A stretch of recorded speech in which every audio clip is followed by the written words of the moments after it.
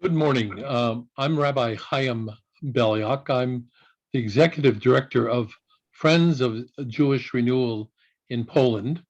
I'm pleased to be with you a little less than a week before the Passover holidays. Today is April 10th, 2022. We're in beautiful, sunny California, and I'm joined with my colleagues in the Polish city of Chicago um, by Dominika Zakaszewska, who is our co-host, and also joined in Warsaw, Poland, by our chair of Beit Polska, and I'm going to ask him to share with you greetings uh, before Passover and also to give us an update of the current situation. Yes, hello. This is Marek speaking to you from Poland, from Warsaw, in fact.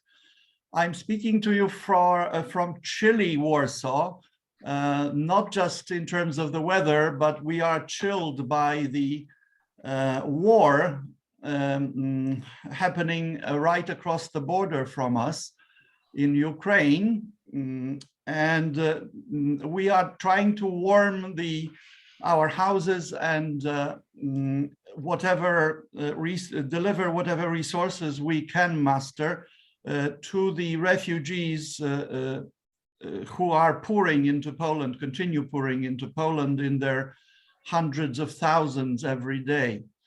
At this stage, more than 2.5 million have crossed their border from Ukraine to Poland alone, and many more to other neighboring countries of Europe. And this, at the same time, they are crossing the border between the East and West, in a sense, Ukraine craving to be with the West and being denied that by armed forces of Russia, and on the other hand, the countries of European Union. Well, we are seeking to bring assistance, particularly now in this season of preparation for Passover coming around very soon. We are trying to create space and a warm space for refugees, the Jewish refugees, but more universally to all and any in need, and there are many of those. If you would read the news items that we try to post and update on Friends of Jewish Renewal website, you will have learned about the details of the efforts we have been undertaking. I will stop at that and hand over back to Chaim to introduce today's program and today's talk by Neal Brostoff. We are very satisfied that this topic of Polish Jewish music is being raised, and now the impact of Jewish musical traditions on what we would refer to as the serious music or classical music made in Poland. That is not a small subject, as you will have learned from the few pearls that Neal Brostoff will have brought to our attention in his brief talk. So without further ado, Neal and Chaim, handing over to you. Thank you. Thank you, Marek. Before I hand over to Neal Brostoff, I want to share with you that Freighted Legacies is conceived as an opportunity for us to learn about our common heritage. Most of us, 85% of us here in America, come from the Polish lands. and we have a rich heritage that has often been something that has been less apparent to many of us in second, third, and even fourth generation homes. The music especially has been often, I'm going to say, reduced to klezmer music, and we enjoy that. And it has had a profound impact on a certain kind of Jewish renewal throughout the world. There is yet another aspect of the music, and I'm going to let that be introduced by Neal.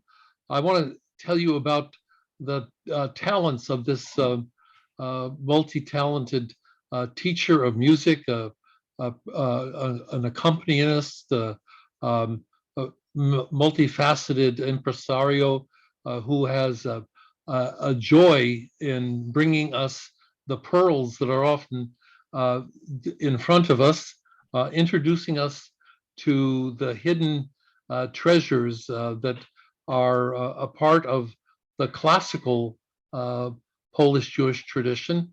And he'll be introducing us to people reaching back into the 19th, 20th, and into our own century, influenced by the presence of Jewish liturgical music, as well as classical folk themes. Mr. Brostoff has been involved as an accompanist, has taught music appreciation at American Jewish University. Loyola Marymount has also been involved at the Jewish music program at UCLA, and is currently supposedly in retirement at Pierce College, and he attracts lots and lots of people who have come to appreciate music of all references, but has a special dedication to the Polish art music scene, and will be visiting Poland this summer in a special set of concerts, especially one date certain is now July 3rd in Krakow. We'll be sending information about that, but let us not delay and give the opportunity to Neal to share some music that we'll have a chance to listen to and have explicated. Neal, thank you for being with us this morning. Thank you. My pleasure, Rabbi Chaim, and thanks also to my newer Polish friends, Marek and Dominika. And just one important point before I get started. I have not retired from Pierce College, Community College in Los Angeles. It's kind of on hold, not being sure what comes next. But just in case anybody in administration or faculty or colleagues of mine are on this call, I don't want to alarm anybody that I've retired and not told the proper authorities about that. So thank you. I stand corrected, sorry. Sure, no problem, no problem. So we are delighted to speak of the Jewish cultural renaissance in post-communist Poland. As an American Jew, I have no doubts that I perceive this renewal through a different lens than Poles, whether Jewish or not. The Renaissance goes far beyond culture, of course. Beit Polska and Friends of Jewish Renewal in Poland has created a new platform for Polish Jews, including for converts, or as we say in the United States, Jews by choice. This outreach by the hardworking foot soldiers, especially the Los Angeles-based Rabbi Chaim Beliak and Severin Ashkenazi, has helped to create a safe space for organized Jewish religious practices, a welcome alternative to the more limited and inflexible protocols previously available. Additionally, the academic interest in Jewish studies, the enthusiasm of students, and their personal discoveries of Jewish life, culture, and religion are astonishing and beneficial to Poland and to the world. There are intense investigations into the history of Jewish contributions to Polish culture and of the intertwining and interconnectedness since Jews took up residency in Poland around 1,000 years ago. Since I'm going to talk about music this evening, I'd like to begin by providing some historical and cultural context. Confronted with the term Jewish music, Jews and non-Jews alike veer towards popular, klezmer, and synagogue or cantorial music genres.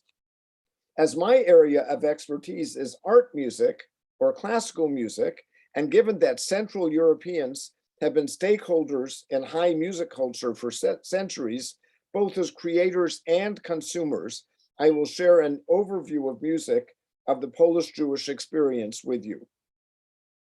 I hesitate to say Polish Jewish music, as that term suggests that the composers are exclusively Polish and Jewish. Moreover, I prefer the term Polish Jewish experience, as that permits inclusion of composers such as the Israeli Gidon Lewinson, attempting to get into the neshama or soul of the Polish writer and artist Bruno Schulz. My description also allows non-Jewish Polish composers, such as the late Krzysztof Penderecki, into the tent, as he frequently expressed his love for Poland's Jews in his compositions. If your expectations of this music are that it should sound Jewish or Polish or both, you may encounter some surprises. I learned an important lesson from Israeli composers many years ago who shared that they do not feel obligated to write music which is identifiably Jewish. For example, to please audiences with music of a recognizable Yiddish character or pastoral or to underscore the glories and pride of nationhood, these menu items are far from the creative preferences of many composers, especially those who have carried on the traditions of German expressionism or other modernist directions. Likewise, for Polish Jewish composers, references to familiar Jewish styles or hybrids with mazurkas and polonaises are usually non-existent priorities. Music historians and journalists, along with the classical music-loving public, are in agreement that the Polish-born composer and virtuoso pianist Frederic Chopin was one of the most gifted musicians of the 19th century Romantic era. Chopin fled Poland for Paris in his early 20s because of devastating revolutions in Poland. But he remained a Polish composer to the core, continuing to write classical piano masterpieces that connected him with home, such as mazurkas and polonaises.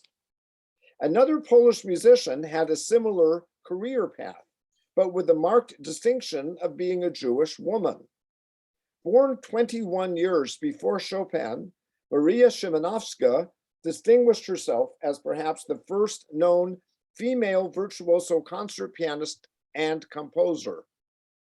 On a side note, Szymanowska's daughter married Adam Mickiewicz, one of Poland's greatest poets and dramatists. More importantly, Szymanowska composed piano pieces which foreshadowed Chopin's Polish-scented compositions. Szymanowska and Chopin were not strangers, and he acknowledged her influence on his writing. We'll hear one of several nocturnes that Szymanowska wrote for solo piano, this one requiring the unusual pairing of two pianists, but with one of them playing with only one hand, as you will see. I will be the third hand in a performance of this nocturne at the Galicia Jewish Museum on the July 3rd concert.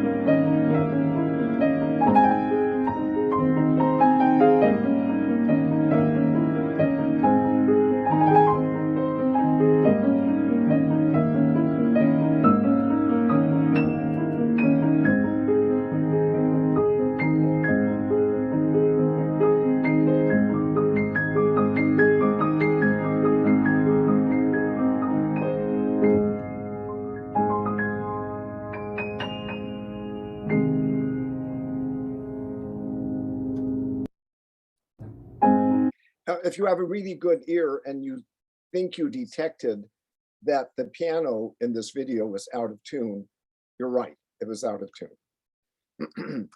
In art music history, classical music history, beginning in the late 18th century, when Mozart, Haydn, and Beethoven flourished, the solo concerto matured, and Bach and Vivaldi's offerings a few decades earlier. The two most favored instruments were piano and violin. The following Romantic era exploded with even more dazzling concertos in partnership with virtuosos on steroids, such as pianist Frederic Chopin and Franz Liszt, and violinists Niccolo Paganini and Henryk Wieniawski. The Jewish barber from the Lublin neighborhood of Wieniawa changed the family surname to Wieniawski. His grandson, Henryk, developed into one of the greatest violinists and violin specialty composers of the Romantic era, parallel to Chopin's specialization of music for piano. Wieniawski's two violin concertos were characterized by high-level pyrotechnics for the first and third movements and calmer, sweeter, dreamy middle movements. We'll see a performance of the second movement of his second concerto with the fine Polish and now Jewish violinist Marcin Król. I am playing the orchestra part on the piano. The performance was at Beit Warszawa in Wilanów in February 2016.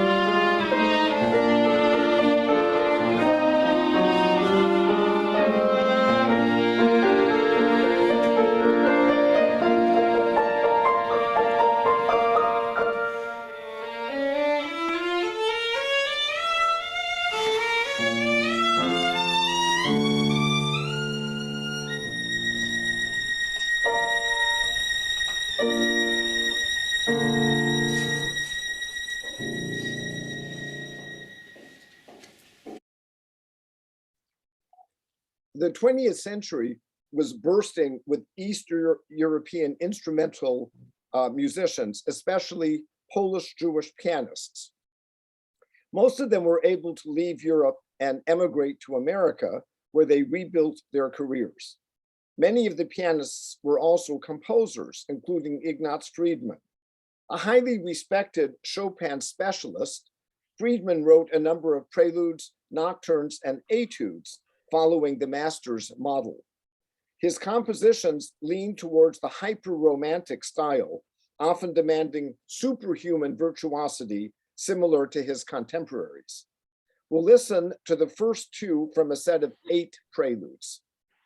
A contemporary of Friedman, Moritz Moszkowski, was equally lauded as a dazzling pianist and composer.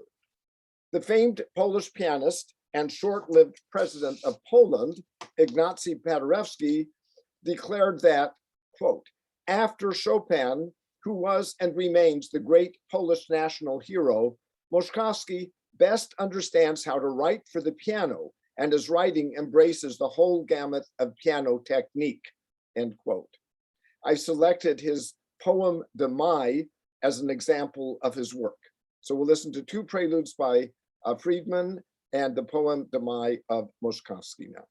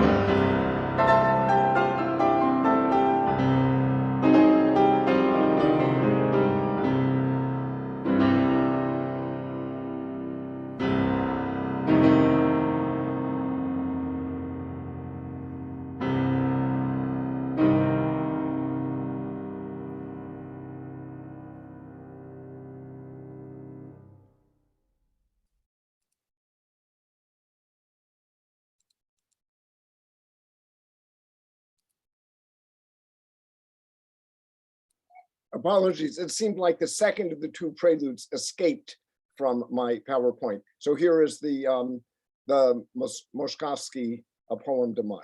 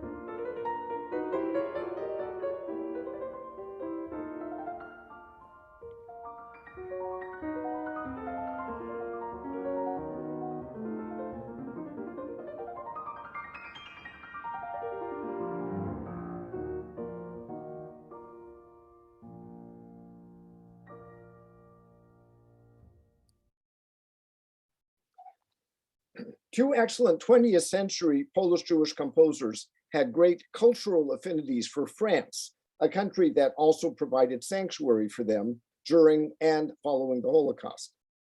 The violinist, conductor, and composer Szymon Laks rose to the position of music director of the Auschwitz-Birkenau Orchestra.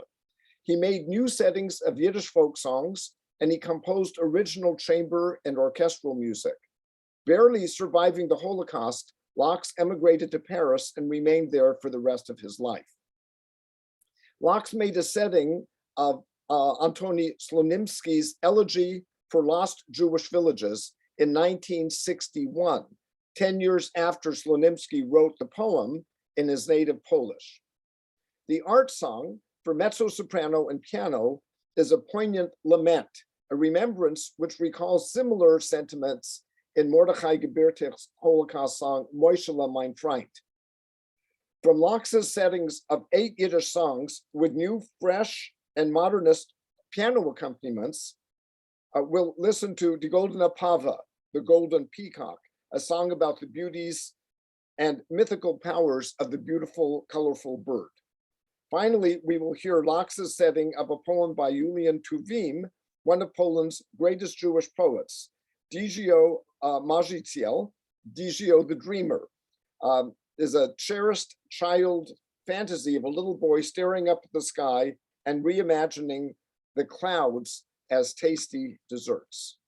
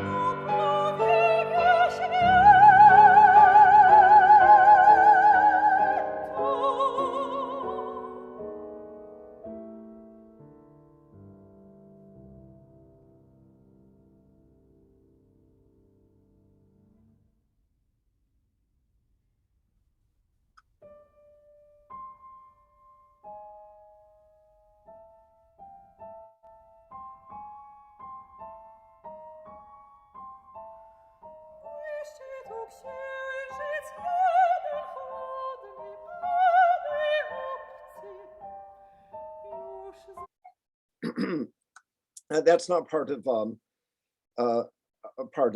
elegy. So this is now Die Goldene Pava.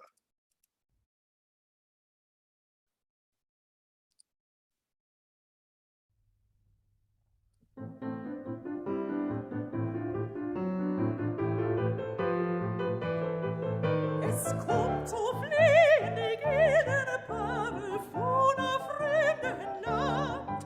Ui, von a fremden Land hat sie verloren die goldene Feder mit a großen Schand. Hat sie verloren die goldene Feder mit a großen Schand.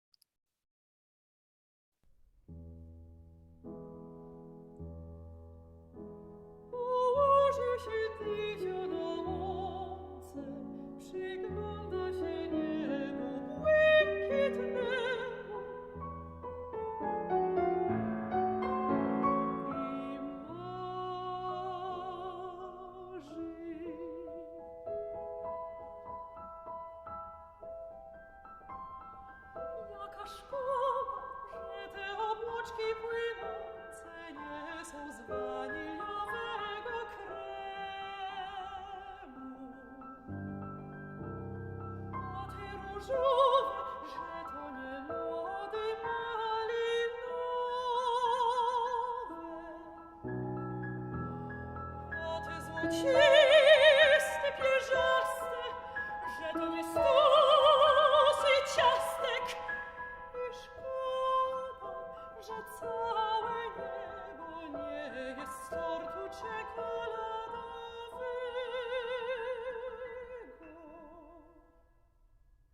Jak piękny byłby wtedy świat.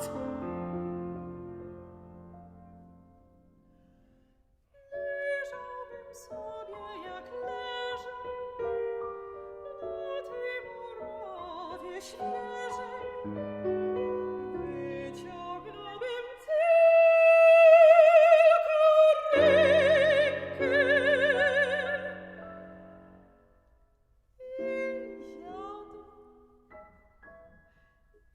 i siadł.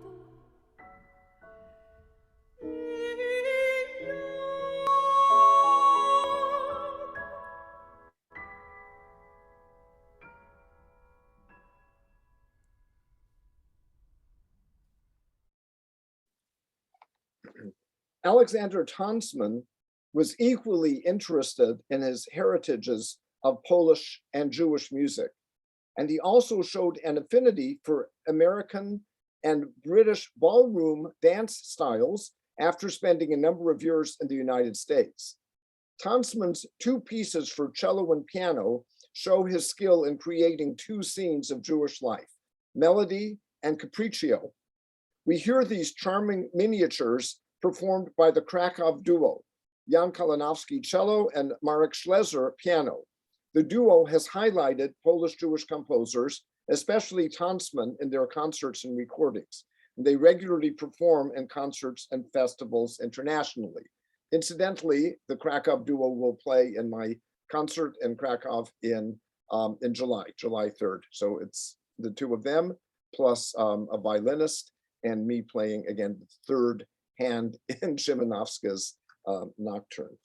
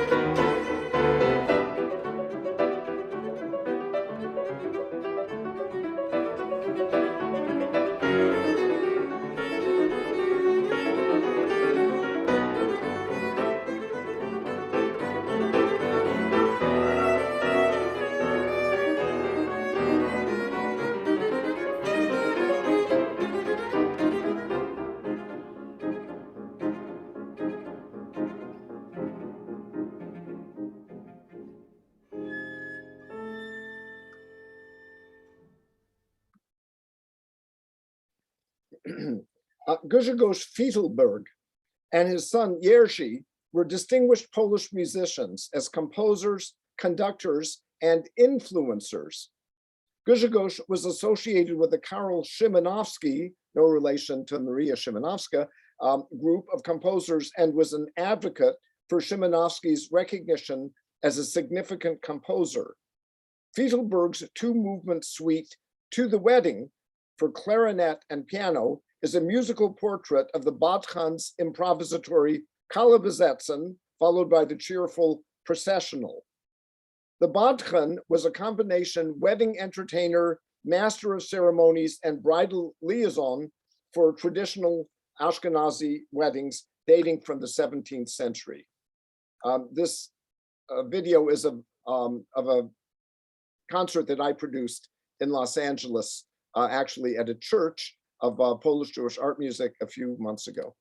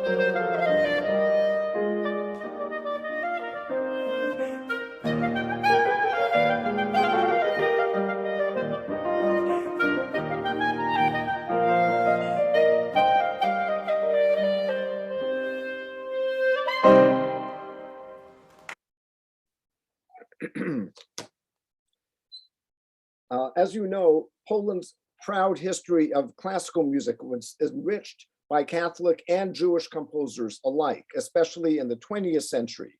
Standing out are Witold Lutosławski, Grażyna Bacewicz, Henryk Górecki, and Krzysztof Penderecki. Along with composers in the Soviet Union and satellite states, Polish classical composers shared the exigencies of Stalinist dictates about music. The openly philo-Semitic Penderecki passed away not too long ago in 2020. Growing up in a Jewish neighborhood near Krakow, the young Penderecki, of Armenian and Polish Catholic parentage, was familiar with klezmer and other Jewish music genres from an early age. He acknowledged that interest in his Seventh Symphony, subtitled The Seven Gates of Jerusalem, and also some new settings of Hebrew Psalms, and most profoundly, his oratorio Kaddish for soprano, tenor, speaker, men's chorus, and orchestra, written in 2009. The composer notes that he wrote the work in commemoration of the liquidation of the Łódź ghetto 65 years earlier. In the final movement of Penderecki's oratorio, he uses the Kaddish melody associated with the High Holydays,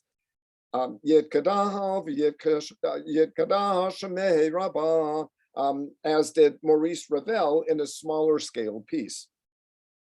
We will see this moving finale from a live concert in Warsaw in 2010, conducted by the composer. The tenor soloist is the outstanding American Kazan Alberto Mizrahi, with the understated support of low strings, choral responses, and occasional clarinet comments.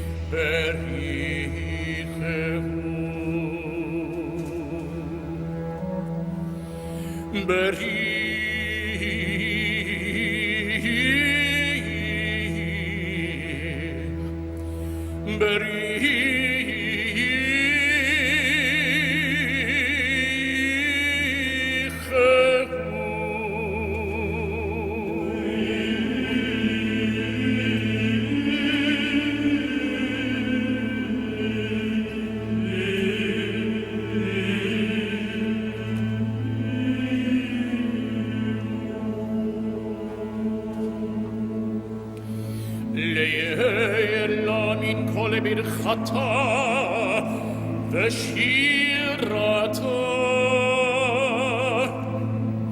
תושבחתה ונחמתה דמיירון ביעלמה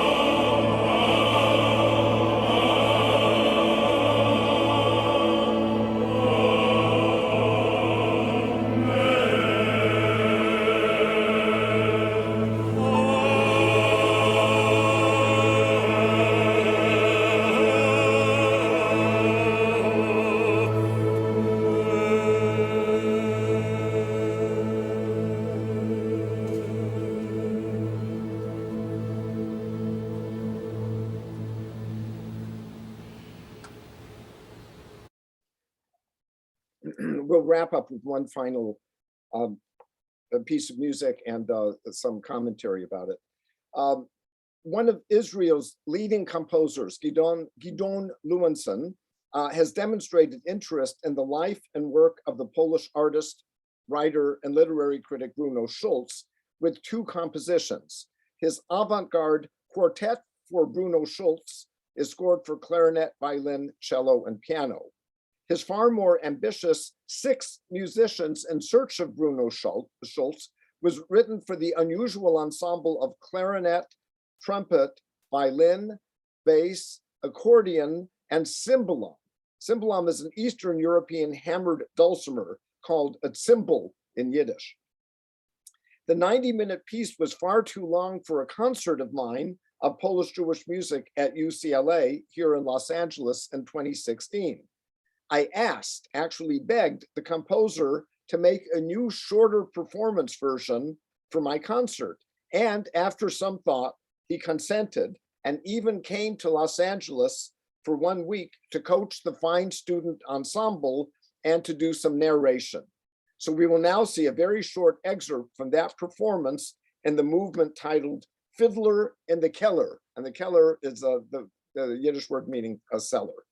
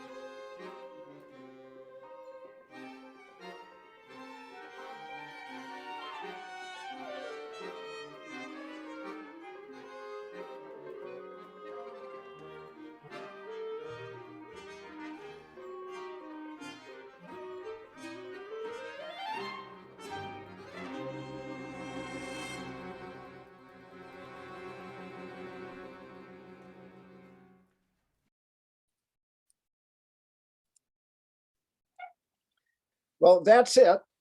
I enjoyed sharing some of these musical treasures with you.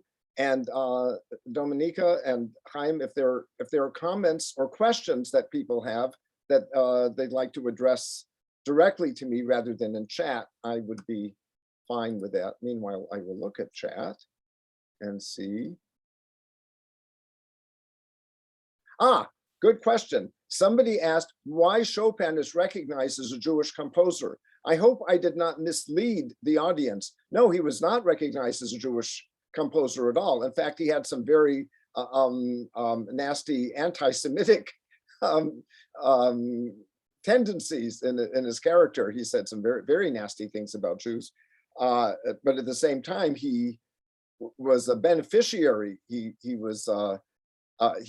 profited from what Maria Szymanowska did a generation before him.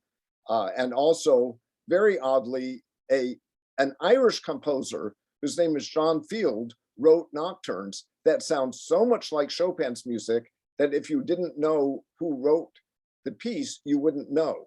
And so Chopin really learned a great deal from the Irish composer John Field and from the Polish Jewish composer Maria Szymanowska. But Chopin was definitely not Jewish. And maybe in a future webinar, I will talk about Mayufis, which is a whole really interesting area of parody, including self-parody, with Jews parodying themselves, but more often than not, of Polish musicians, Polish composers, including Chopin, who parodied Jewish, highly identifiable Jewish music kinds of memes and sounds, kind of like in America, what's called blackface, where American entertainers in the 1920s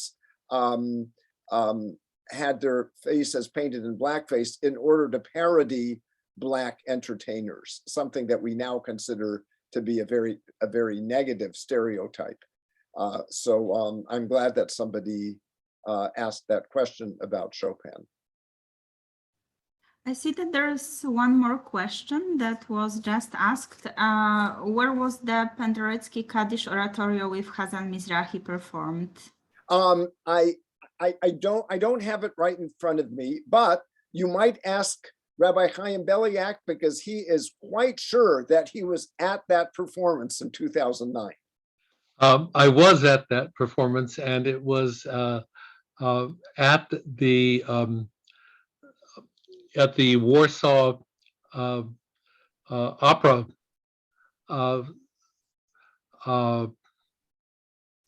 I'm pretty sure it was at the Warsaw Opera stage, and it was really magnificent, and it was frankly just a very moving evening to hear Mizrahi and to hear that concert. I would love to have been there, and I would love to have met Penderecki sometime. And it's a tragic loss to the world when he passed away, but just barely 2 years ago. Neal, we want to thank you for this wonderful part one of the introduction to Polish Jewish art music. There's so much more that there is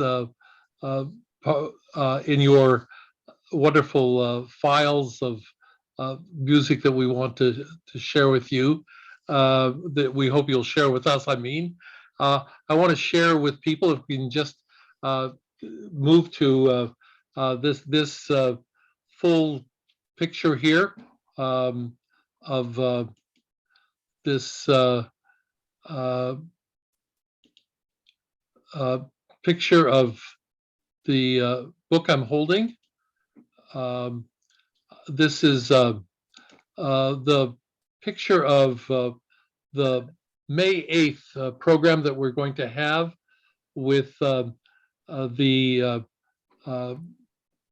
presence of Natalia Alexim, who will be participating in our next Freighted Legacy program, her book, Conscious History. This is the story of how a small group of Polish Jewish historians first achieved recognition as historians in the academic world in Poland, and then set about in the 20s and 30s, revolutionizing Polish Jewish life and inspiring the Jewish socialists, Zionists, their Polish Catholic fellow historians, and creating the basis of what we think of as the study of Jewish history around the world, and creating the basis of Jewish history here in America and around the world.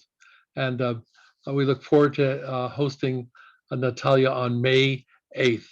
And on June 12th, we will host the historian Jeffrey Weidiger, and I'm going to just switch to a better picture of his book on the shared, if I can just do a shared screen. This is a very important book, especially in these moments. It's entitled In the Midst of Civilized Europe, the Pogroms of 1918, 1921 on the onset of the Holocaust. Many people don't know, but the history of Poland and and Ukraine are intertwined.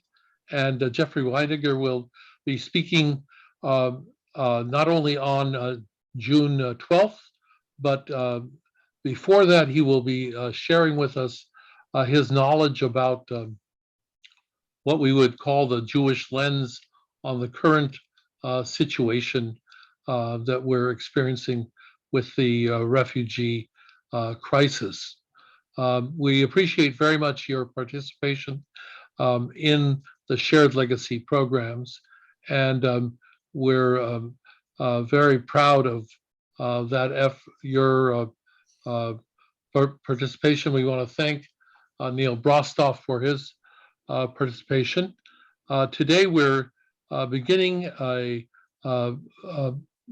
program on our GoFundMe, and Mark Yuzovsky is posting that today.